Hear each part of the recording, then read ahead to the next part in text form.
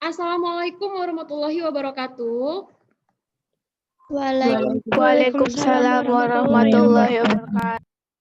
Oke, nah seperti biasa sebelum belajar kita awali dengan doa dulu. Semoga yang kita pelajari ini bisa diingat sampai ujian, sampai kelas 11 nantinya dan sampai kelas 12. Oke. Silakan berdoa dimulai.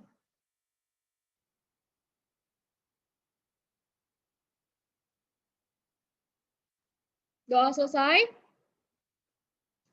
Oke, udah pada sarapan semua? Sudah, Miss. Udah ya? Oke, nah kalau gitu bisa Ibu mulai. Ini melanjutkan dari topik yang semalam. Yang semalam itu kita belajar apa, Nak? Larutan elektrolit dan larutan non-elektrolit. Oke, coba silakan satu orang. Apa bedanya larutan elektrolit dengan non-elektrolit? Ayo, siapa yang mau? Saya, Miss. Miss. Namanya siapa, Nak? Zaini, Miss. Zaini, silakan Zaini. Kalau larutan elektrolit dalam larutan terionisasi sempurna.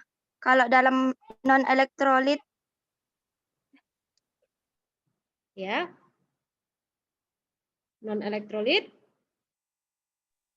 Kalau larutan elektrolit, Miss, tidak dapat menghantarkan listrik. Kalau larutan non-elektrolit Wah. Terbalik. Balik. Ayo. Kalau larutan elektrolit dapat menghantarkan listrik. Kalau larutan elektrolit tidak dapat menghantarkan listrik, Miss. Ya, betul. Bedanya itu aja, Nak ya. Kalau elektrolit, nah bisa menghantarkan listrik. Kalau dia non, hilangi aja kata non itu katanya tidak. Berarti tidak dapat menghantarkan listrik. Nah, apa penyebabnya suatu larutan bisa menghantarkan listrik? Ayo, satu orang yang lain. Tadi Zaini. Saya, Mem. Silakan namanya. Putri Mayang, Mem. Oh, Putri Mayang. Oke, silakan, Nak. Apa sebabnya? Kalau elektrolit itu memiliki ion-ion yang bergerak bebas, Mem. Oke, itu penyebabnya ya. Nah, oke, kita skip dulu sampai sini tentang pengertian dari larutan elektrolit dan non-elektrolit.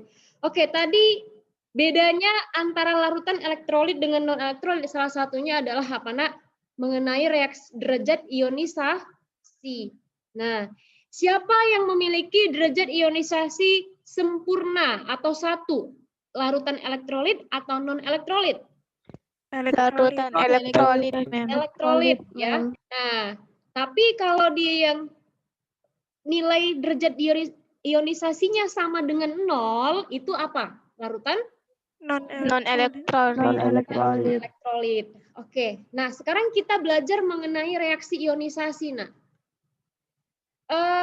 reaksi ionisasi dan kekuatan daya hantar listrik. Oke, jadi tujuan pembelajarannya di sini adalah bisa menuliskan ya reaksi ionisasi dan menganalisis kekuatan daya hantar listrik beberapa larutan dengan konsentrasi tertentu. Nah, semalam Ibu udah singgung. Apa sih yang dimaksud dengan reaksi ionisasi itu? Ayo. Ayo, reaksi ionisasi itu apa, Nak? Adalah reaksi terurai menghasilkan apa? Ion positif dan ion negatif, Miss. Iya, menghasilkan ion positif dan ion negatif. Kan itu ionisasi. Karena kan kata dasarnya apa? Ion. Berarti di sini menghasilkan ion-ion. Oke. Nah, kita tahu ya, perhatikan ya, Nak ya. Ini juga ada di dalam modul kalian sebenarnya. Nah, kation itu disebut dengan ion positif, ya. Anion disebut dengan ion negatif. Ini adalah semua beberapa jenis kation. Artinya di sini, Nak, mungkin nanti ada lagi di sini selain ini ya. Tapi ini adalah beberapa kation yang sering kita lihat ya, baik itu di buku-buku. Nah, ada Ag positif, ini adalah ion perak, Al3 positif. Jadi ion-ion ini tidak sembarangan. Nah, kenapa Al bisa membentuk muatan 3 positif? Ayo, ada yang tahu? Dari mana asalnya muatan positif ini, Nak? Oke. Nanti pada akhir Ibu akan tanya lagi ya sama kalian. Tadi Zaini udah, Putri Mayang udah ya. Nanti akan Ibu tambah nilai kuis yang +4. Nah, sekarang untuk menjawab ini ada yang tahu nggak kenapa suatu atom itu bisa bermuatan? Contohnya Al itu kenapa bisa menghasilkan muatan 3 positif? Ayo, ada yang tahu? Ayo. Tiga elektron, Miss. Siapa namanya? Zuria? Zuria atau siapa ini? Ayo, satu Zuria. orang. Zuria. Iya, Miss. Oke, kenapa? Coba. Karena aluminium melepaskan 3 elektron, Miss. Karena aluminium melepaskan 3 elektron. Untuk apa dia melepaskan 3 elektron? Agar stabil, Miss. Iya, agar stabil ya. Oke, jadi Zuriah, Mukti Salim bisa dapat +4. Sebenarnya nak, ya kimia itu sangat mudah sekali untuk mendapatkan nilai-nilai poin-poin. Kalian bisa menjawab pertanyaan Ibu saat kita mengajar, itu bisa menambah poin kalian di kuis di hari tersebut meskipun hanya +4. Nah, tapi kan ini udah lumayan, ya kan? Oke. Nah, akan Ibu bahas sedikit ya. Aluminium itu dengan nomor atom 13, maka kalau kita konfigurasikan 2, 8, 3. Nah, berapa elektron valensinya? 3. Miss. Nah, maka untuk stabil, nah dia harus melepaskan 3 elektron ini sehingga membentuk muatan Al 3 positif. Nah, begitu juga penjelasannya sama dengan ion-ion yang lain. Nah, seperti Ca2 positif, berarti dia untuk stabil harus melepaskan 2 elektron valensi. Oke, itu untuk kation. Nah, sekarang untuk anion. Pertanyaannya sama, kenapa Br itu bermuatan negatif 1? Ayo, siapa yang mau jawab? Menangkap 1 elektron. Siapa namanya? Mezar, Miss. Mezar. Oke, Mezar menangkap 1 elektron. Oke, menangkap 1 elektron. Sekarang Mezar Ibu kasih pertanyaan lagi. Kenapa NO3 itu juga bermuatan negatif 1? Pasti jawabannya sama ya, adalah menangkap 1 elektron. Nah, jadi NO3- ini, minus ini adalah muatan siapa? Apakah muatan N atau O? Nah, atau muatan semuanya? Ayo Mezar. Muatan O, Miss. Muatan O, oke. Ini dibuktikan dari mana, Nak? Dari ikatan kovalen itu sendiri ya, Nak ya. Nah, jadi kalau misalkan ini namanya adalah ion monoatomik ya. Kalau dia hanya terdiri dari satu jenis atom saja ionnya, berarti dia monoatom. Ya. Monoatom. Ini harus kalian tahu, dia hanya terdiri dari satu jenis atom. Tapi kalau dia ada 2, seperti NO3-, kemudian CH3CO- atau lebih, itu berarti ion namanya apa? Ion Poliatom, Miss. Iya, poliatomik. Kenapa? Karena di dalam ion tersebut terdapat banyak poli, itu kan artinya banyak ya. Nah, jadi ketika dia adalah merupakan ion poliatom, di dalamnya terjadi ikatan apa? N dengan O ada ikatan apa, Nak? Ayo, Mezar, ikatan apa tadi Bu bilang? Kovalen. Iya, kovalen. Nah, NO3-, kalian harus bisa membuatkan struktur ikatan kovalen pada NO3-. Langsung aja. Oh, ya, pertamanya kita konfigurasi, maka nanti akan dapat ini elektron valensinya adalah 6, sorry ya, 6. Ini juga 6. Nah, N itu kan golongan 5, berarti elektron valensinya 5 ya. Maka kalau O ngasih 2, N juga ngasih 2, tapi di sini tinggal 1. Maka ini ikatannya rangkap 2, rangkap 2. Nah, ini O kan 6 ya. 1, 2, 3, 4, 5, 6. Oke, berikatan. Tetapi 1 elektron tidak boleh ganjil kan yang Ibu bilang kemarin. Maka harus didatangkan dari luar. Elektronnya ini adalah elektron ngutang ya, sehingga di sini dibuat muatan negatif. Paham? Paham, Miss. Oke, ini kan pelajaran lalu mengenai ikatan kovalen, maka tidak perlu Ibu bahas panjang di sini ya. Nah, sekarang, jadi kalian juga harus bisa membuatkan struktur ikatan kovalen pada ion-ion poliatom yang lain. Dari mana asal-muasal muatan negatif ini? Tentunya pembentukannya tidak sama seperti ion monoatomik, pembentukan muatan negatifnya ini. dari ikatan kovalen itu sendiri ya. Oke. Kemudian satu lagi harus dihafal nama-namanya. Contoh, kalau dia ionnya PO4 3 negatif, itu namanya ion apa? Fosfat.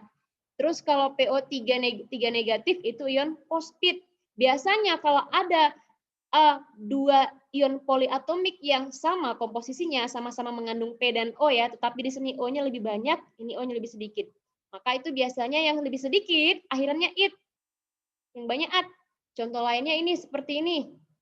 NO3 min, NO2 min. Maka yang lebih banyak O-nya, maka akhirannya nitrat. Tapi kalau yang lebih sedikit O-nya, maka akhirannya nitrit. Paham? Paham, Miss. Oke, kalau gitu kita lanjut lagi. Nah, kemarin elektrolit kuat dibagi menjadi 3, yaitu ada asam kuat, ada basa kuat, ada garam.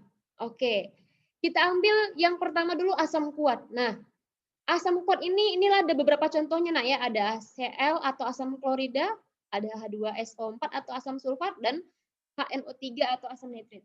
Jadi ketika asam-asam ini terurai menjadi ion positif dan ion negatif, inilah yang disebut dengan apa? Reaksi Ionisasi, Miss. ionisasi. Nah, jadi ini reaksi umumnya, nak. Misalkan ada suatu asam, ya, asamnya adalah inisial HXZ. Nah, HXZ itu inisial asamnya ya. Maka kalau terionisasi dia menjadi apa? Maka dia terionisasi menjadi, Ibu buat lagi di sini, HXZ. Nah, ingat karena dia elektrolit kuat, berarti arah panahnya ini adalah satu arah, Miss. arah ya. Nah, maka ingat, kalau asam pasti terurai menjadi H positif ya karena itu dia ciri-cirinya, selalu menjadi H positif. Kemudian ditambah, lihat di sini. X itu adalah jumlah H. Ya kan? Maka apabila dia terionisasi, dia akan menjadi koefisien H. Artinya kalau di sini H-nya sebanyak X, berarti ketika dia menjadi ion, H-nya juga ada sebanyak X. Oke, maka lihat di sini, nah. Z itu jumlahnya berapa di sini? Berapa jumlah Z di sini? 1, Miss. 1. Berarti di sini koefisien Z adalah 1. Tapi koefisien 1 itu tidak pernah ditulis, ya. Nah, sekarang lihat. Z kalau H muatannya positif 1, maka Z muatannya berapa? Lihat di sini jumlah H yaitu X, berarti X min. Atau seperti ini, nak. Misalkan ada suatu senyawa AMBN, perhatikan, Ibu tanya sekali lagi ya. M itu adalah jumlah si A, sedangkan N itu adalah jumlah B. Ketika nanti dia mau terionisasi, maka M ini adalah jadi muatan si B. Artinya B nanti pangkat positif M. Dan A itu pangkat negatif N. Nah, karena di sini A jumlahnya adalah sebanyak M, maka koefisien A adalah sebanyak M. Dan koefisien B sebanyak N. Ini sebenarnya yang lebih bisa kalian pahami.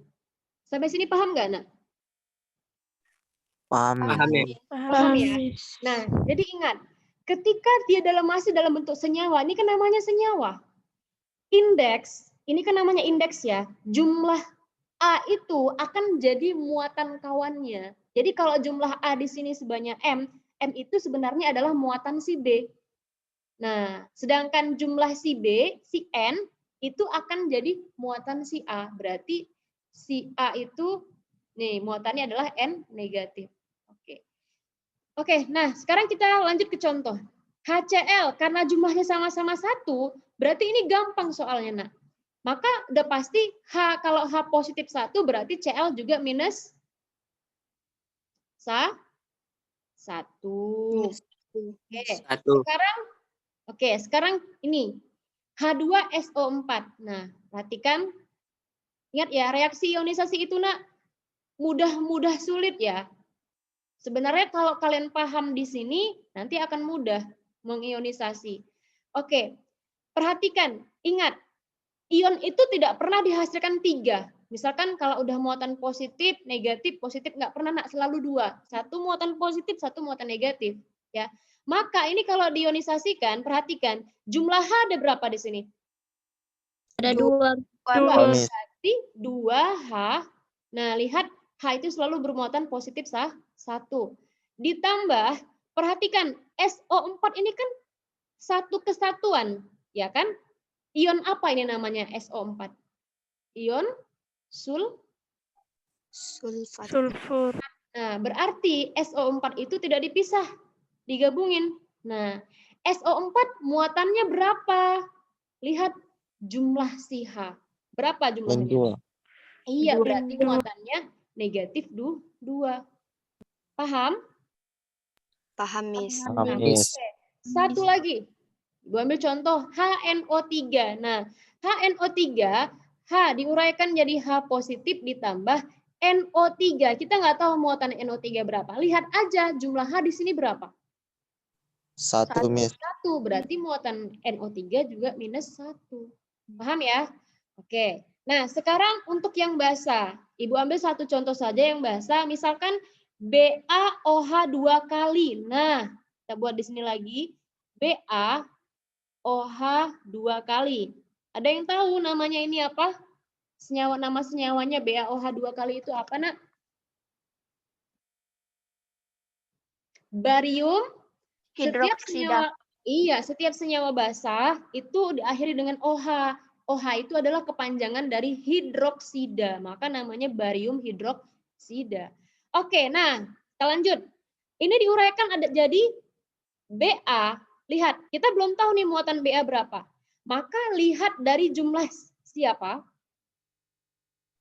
OH. Ada berapa OH. jumlahnya, nak? 2, Miss. 2, 2, Miss. Miss. Maka muatannya 2, 2. Miss. Positif. 2 positif, Miss. Oke ya. Nah, kenapa harus positif? Karena ion hidroksida sendiri itu muatannya negatif. Maka ini harus positif karena kalau diuraikan. Oke, sekarang kita lihat. OH. Nah, ini kita nggak tahu OH muatannya berapa. Misalkan dia lupa ingatan. Ya kan, padahal OH itu minus 1 di mana-mana. Tetapi lihat aja di sini. Berapa jumlah si Ba? Kan 1. Berarti OH muatannya negatif 1. Oke, nah sekarang kita setarakan reaksinya. Ba jumlahnya 1. Berarti di sini koefisiennya harus 1, Miss. 1, Miss. Sedangkan OH jumlahnya 2, maka di sini koefisien OH harus 2. 1, Miss. kan gampang ya. Sejauh ini bisa dipahami ya, Nak ya? Oke, Bisa, nah. Miss. Oke, untuk yang garam. Nah, garam itu adalah campuran apa semalam Ibu katakan?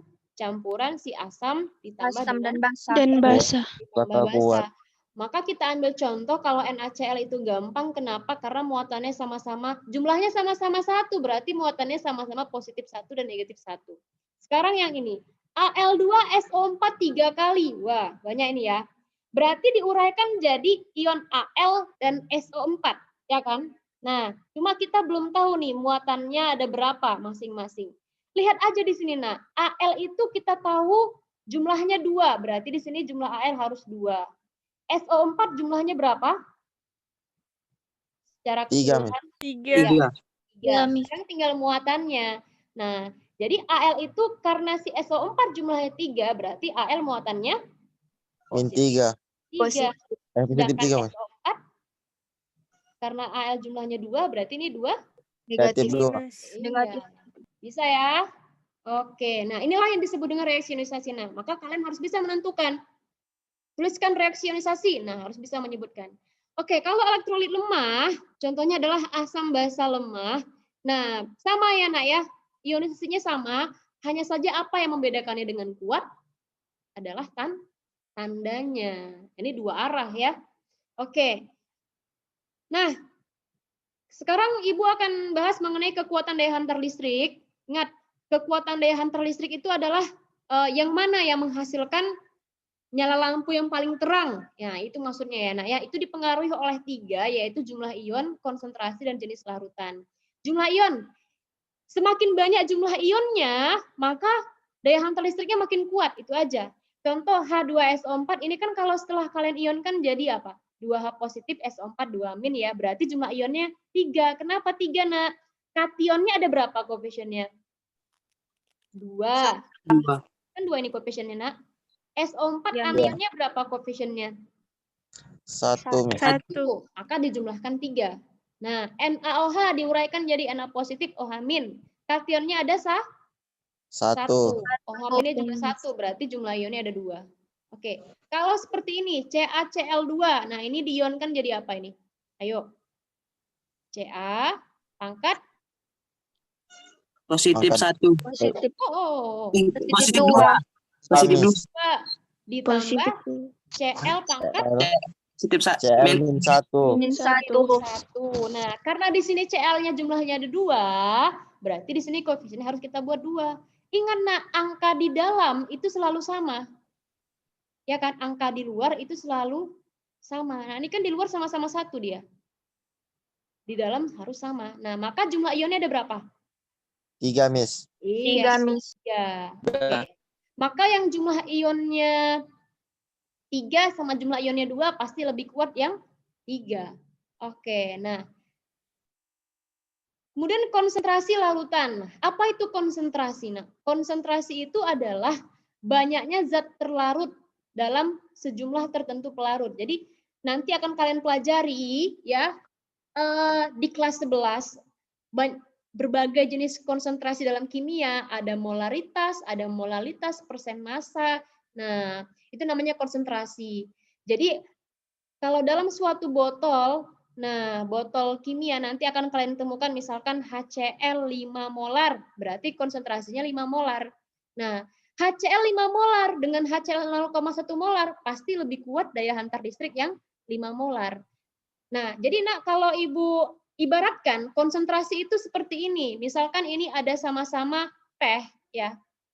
Ini sama-sama teh. Ini gulanya ada 5 sendok. Ini gulanya ada 1 sendok. Nah, jadi konsentrasi siapa yang paling besar? Pasti yang 5 sendok ya.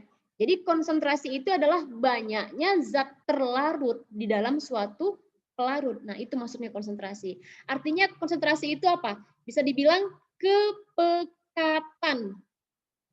Paham? Pekat. Siapa yang lebih pekat? Berarti dia yang paling kuat konsentrasinya. Bisa ya? Oke. Kemudian faktor daya hantar listrik yang ketiga adalah jenis larutan. Nah, yang pasti mana yang lebih kuat daya hantar listriknya? Elektrolit kuat atau elektrolit lemah? Elektrolit kuat. Iya. Nah, jadi mulai dari yang pertama jumlah ion, kemudian konsentrasi larutan dan jenis larutan itu adalah harus kalian pahami ya. Nah, oke, sekarang Ibu ambil sebagai penutup satu contoh saja. Biasanya soalnya seperti ini. Di antara kelima ini mana yang merupakan konduktor listrik paling baik? Artinya yang memiliki daya hantar listrik yang paling kuat. Oke. Maka yang pertama kita harus tentukan garam dapur itu senyawanya apa? Na? NaCl. Oke. NaCl 0,2 molar. Langsung aja diionisasikan menjadi Na positif ditambah Cl Negatif. Iya. Jumlah ionnya berapa? 2. 2. Oke, next. Asam sulfat. Larutannya adalah H2 SO4. Oke, langsung aja diionkan jadi apa, Nak? Hayo. 2H positif. 2H positif. Ditambah Negatif. Oh, Negatif. SO4 min 2. ada berapa jumlah ionnya? 3, Miss. 3, Miss. 3. Nah, next asam nitrat, apa rumus kimianya? HNO3. HNO3. Nah, ini semua elektrolit kuat ya, berarti tanda panahnya satu arah. Diuraikan menjadi H positif. H positif positif. tambah. tambah NO3 negatif. Oke, N-nya berapa? 2, Miss. 2, Miss. Lanjut. D dan E sama-sama asam asetat. Apakah rumus kimia dari asam asetat? CH3COOH, Miss. Oke, CH3COH. Apabila diionkan, nah ini asam asetat asam lemah atau kuat? Ayo. Asam Lemah. ya, Nak, ya? Lemah, Miss. Berarti tanda panahnya harus dua arah seperti ini. Nah, diionkan jadi apa? H positif. positif. H positif. Tambah Ya. COH. COH 3 negatif. Iya, Tiga. N-nya ada 2 juga ya. Nah, kemudian setelah itu kita lihat di sini ada konsentrasi di sini. Maka untuk menghitung mana konduktor listrik yang paling kuat, kalikan jumlah ion dengan konsentrasi. Ya. Nah, contoh ini konsentrasi 0,2. Tapi karena jumlah ionnya ada 2, maka jadi 0,4. 4. Nah, gitu nak ya. Oke. Ya. Nah, kemudian yang berikutnya ini 0,2, tapi karena jumlah ionnya 3 jadi 0,6. 0,6. 0,6. Next, ini jumlah ionnya 2, 0,3. konsentrasi 0,5. 0,3 Miss. Oke, yang ini asam asetat yang D itu jadi 0,2. 0,2. Oke, sedangkan yang E jadi 2 ya. Jadi Dua. 2 Miss. Oke, maka caranya adalah lihat di sini yang mana yang paling besar hasil kalinya. 2, Miss. 2 Miss. Miss yang E. Nah, ini. Nah, walaupun dia di sini elektrolit lemah, tetapi konsentrasinya besar. 1 loh. Dikalikan lagi dengan jumlah ionnya 2. Maka 2 lah. Maka dia yang paling kuat daya hantar listriknya. Paham? Paham Miss. Paham ya? Nah, Paham, Miss. oke. Nah, kemudian satu lagi. Maksudnya apa, Miss? Kenapa ini dikalikan dengan 2 lagi? Lihat, nah. Pada mulanya NaCl, ya, setelah kalian ionkan, nah, Ibu akan jelaskan sedikit. Ini kan 0,2 konsentrasinya. Ketika dia terurai menjadi kation dan anion dengan perbandingan koefisien, kalau di sini 1 koefisiennya konsentrasinya 0,2. Maka kalau pada saat dia 1 berarti 0,2 juga kan, Nak? Ini 0,2 juga kan? Berarti pada saat dia terurai, maka konsentrasi totalnya adalah 0,4. 0,4 Miss. Iya. Nah, kemudian kita ambil contoh lagi, H2SO4 tadinya terurai menjadi 2H positif ditambah SO4 3-. Nah, H2SO4 konsentrasinya 0,2 ya. Karena ini koefisiennya 2, maka dengan perbandingan koefisien berarti jadi berapa? 0,4. 0,4. Iya, 0,4 molar. Nah, di sini karena koefisiennya 1 berarti tetap 0,2. 2. Sehingga total jumlah ionnya berapa konsentrasinya? 0,6. 0,6. 6. Itu maksudnya dikalikan tadi, Nak ya. Maka jawabannya adalah yang E. Oke. Nah, nanti di kuis akan kalian temukan soal-soal seperti ini ya, selamat mengerjakan. Oke, sampai sini ada yang mau bertanya? Pas? Pas ya? Pas, Miss. Oke, sekian dari Ibu. Assalamualaikum warahmatullahi wabarakatuh. Waalaikumsalam warahmatullahi wabarakatuh.